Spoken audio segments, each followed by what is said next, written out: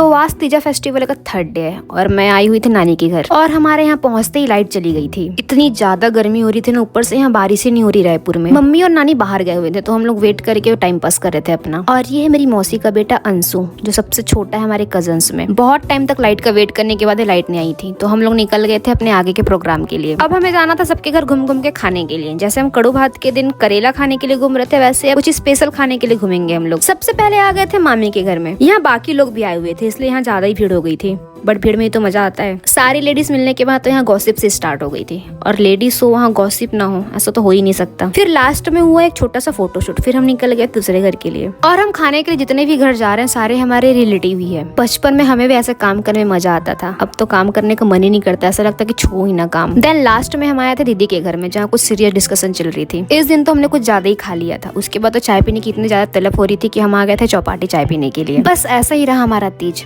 मिलते हैं जल्दी, बाय।